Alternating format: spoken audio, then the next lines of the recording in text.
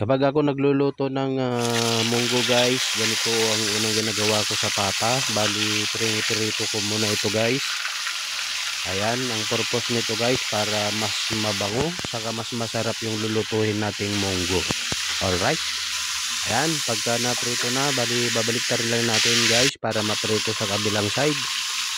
Ayan, kahit hindi masyadong prito yung ating pata guys, okay lang. Kasi papalambot din natin ito mamaya. Alright.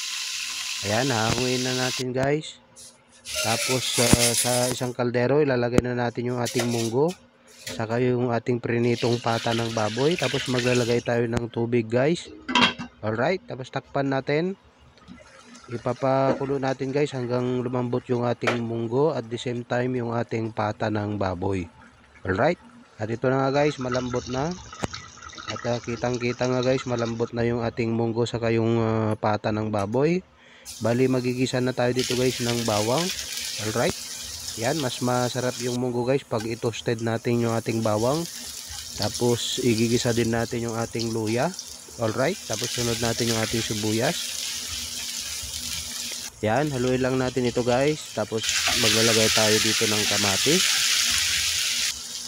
Ayan, haluin lang natin guys. At mas masarap yung munggo guys pag maglagay tayo ng patis.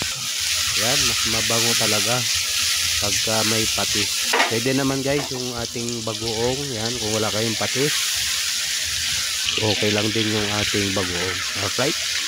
Yan, bali lalagay na natin yung ating pata guys. Tapos yung ating pinalambot na munggo. Yan.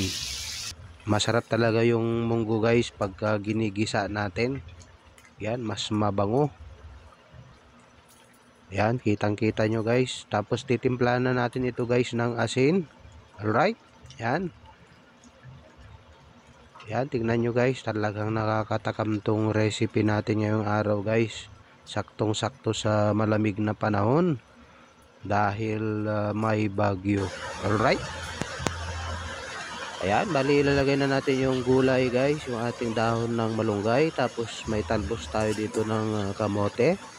Tapos yung ating talbos ng ampalaya. Alright, kompleto Ricardo guys yung ating gulay. Talaga namang masarap ang munggo guys pagka maraming gulay. Ayan, antay lang natin itong maluto guys yung ating mga gulay. At luto na ito guys. Ayan, talagang itsura pa lang guys yung ating munggo. Talagang mapaparami na naman tayo ng kain ito. Alright. Ayan, maraming salamat guys sa inyong panonood at happy cooking sa inyong lahat. Thank you.